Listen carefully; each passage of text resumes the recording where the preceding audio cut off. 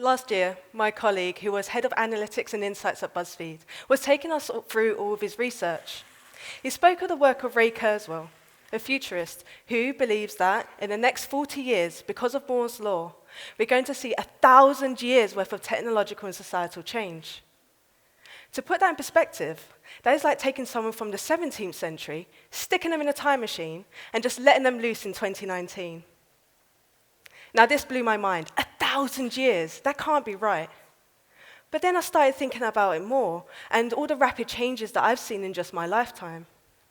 You've got the emergence and dominance of social media, video games that were once a blip on a screen are now fully fledged cinematic interactive experiences.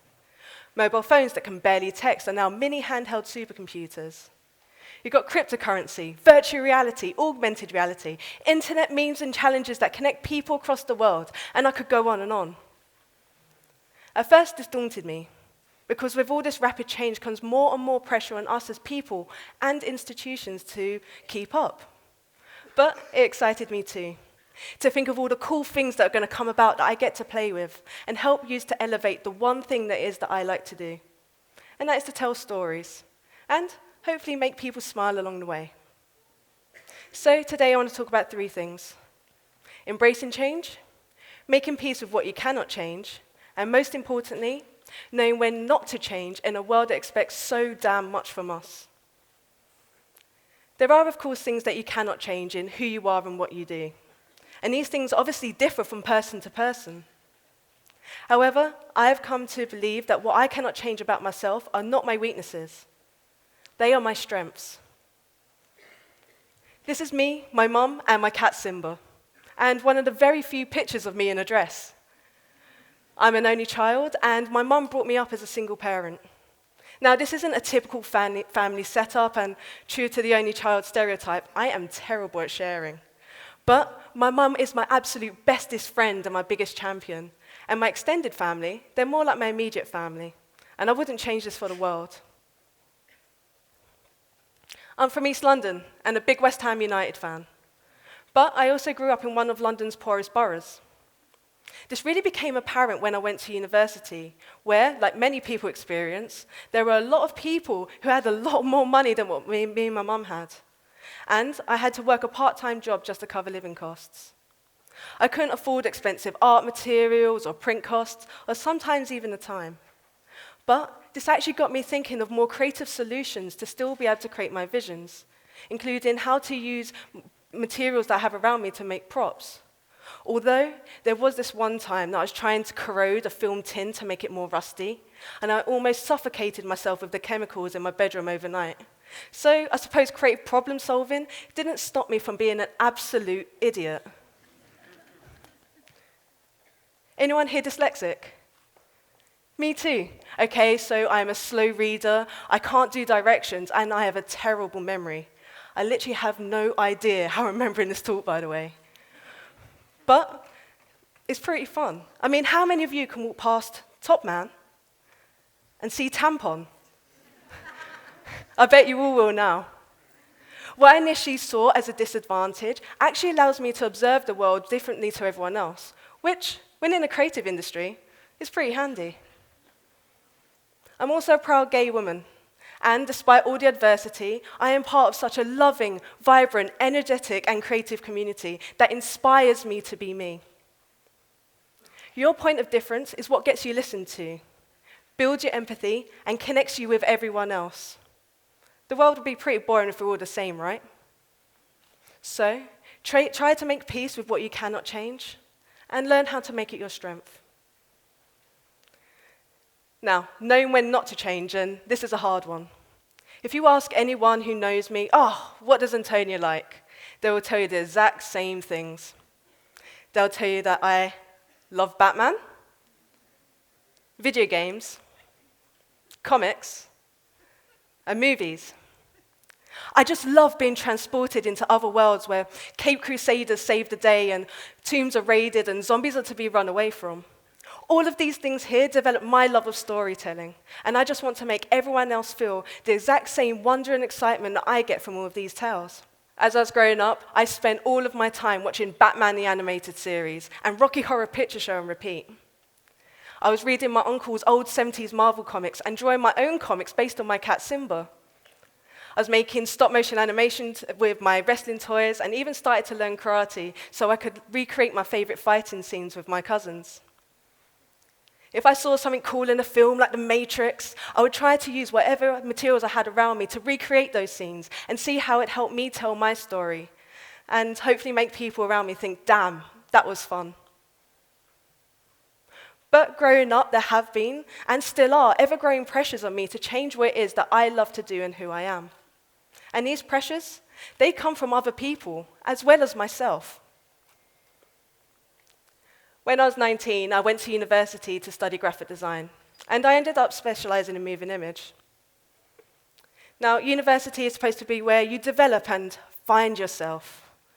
But it was actually here where I felt the most pressure to change what it is that I love to do. My uni was highly conceptual and what I would call arty-farty. And it always seemed that my tutors were turning their nose up at, for one reason or another, at the work I was creating. Videos, an hour long, of taps dripping with an eerie background music. They were applauded. Yet I just wanted to tell fun stories with an explosion or a superhero here and there. And my tutors didn't seem to like that. Like when I created a stop-motion animation about a crazy scientist in the 1920s who had created a serum that gave people superpowers. That's my granddad up there, by the way. I managed to persuade him to do this shoot by giving him some free lunch. He is Maltese, so. I made an animation based on when I walked in on my gran. She was jumping up and down in front of a mirror in a hallway. And I was like, Gran, what on earth are you doing? She looked at me and said, the problem is when you get older, Tone, you shrink. And that film tin up there, that's the one that almost killed me. Worth it though, right? So, as I was going towards the end of my degree, I actually ended up stifling myself more and more to meet my tutor's expectations and get the grades I needed. And university was probably one of the least creative points in my life. But to be honest, it's not exactly my university's fault or my tutors.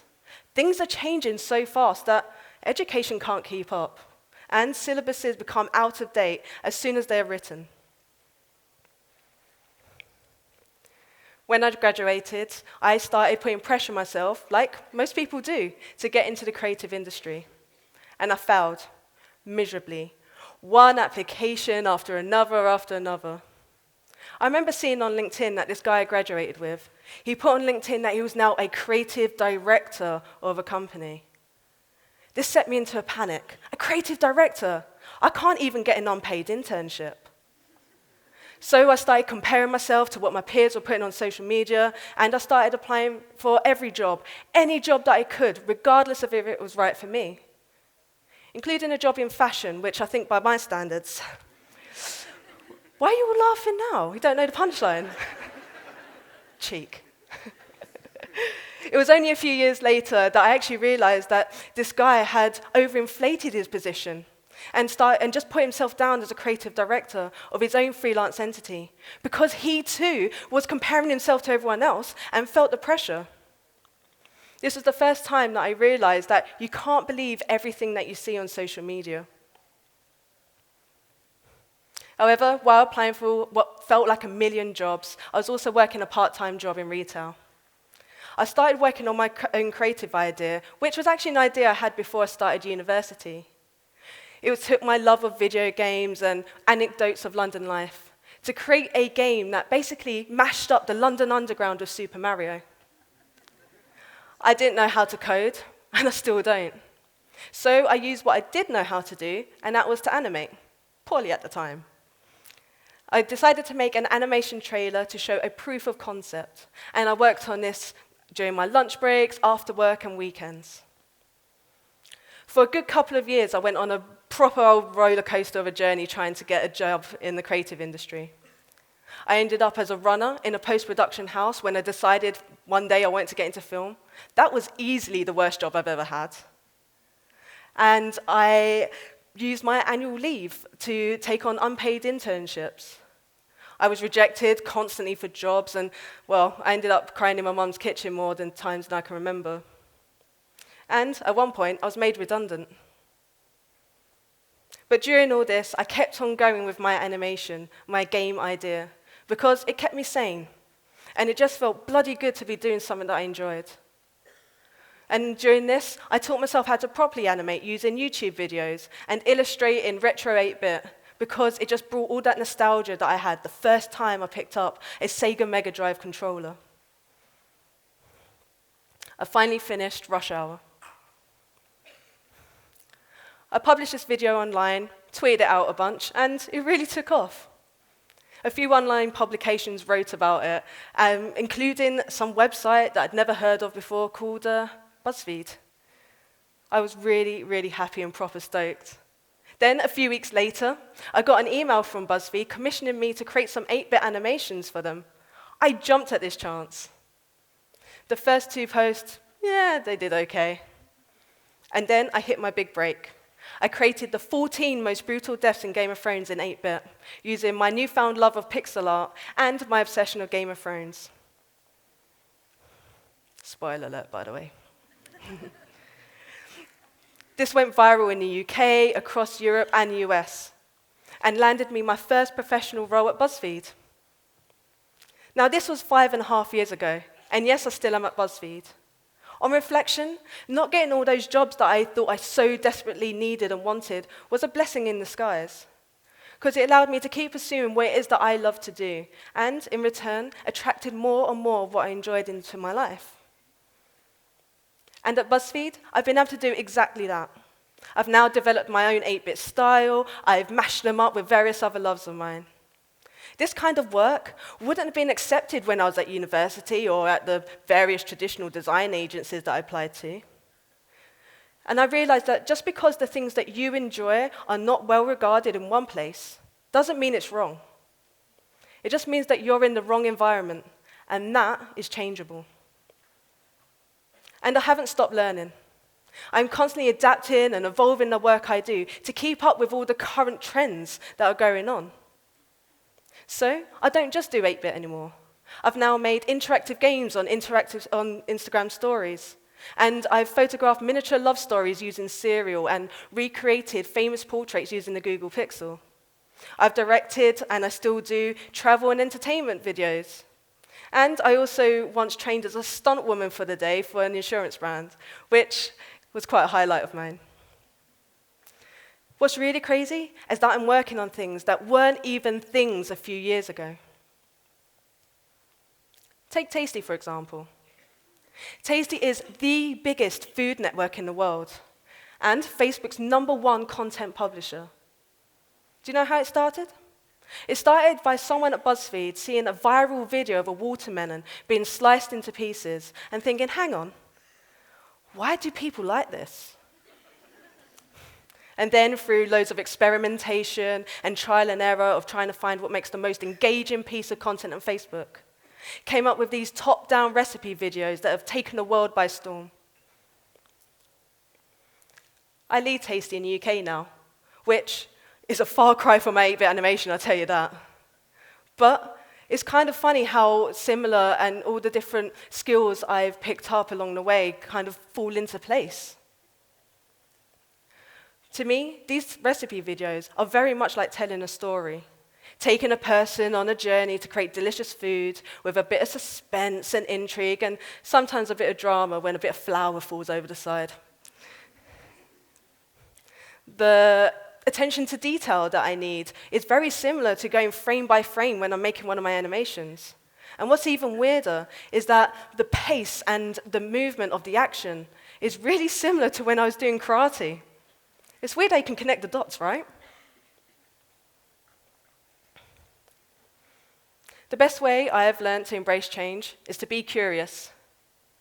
Keep on learning and follow where audiences are and how they interact on those platforms. And just mess around with new tech, just to have fun. All the while keeping what it is that I love to do at my core. It's just the way I do it that changes. The way I see all these new things come about is like an ever-growing playbook for me to mess around with and help tell my stories. So, what now? Whoever says that they know what the different trends are going to be and all the different changes and what's going to happen in the future, they're wrong. Things are happening so fast that nobody knows. We may have loads of data to show that some things are going to happen, and they may very well do that. But then other things will just pop out of nowhere, just like Tasty, and just blow people's minds. And because of this, the time is now more than ever to keep on doing the things that you love to do and embrace change where it fits right for you. Because true innovation comes from your individuality. Thank you.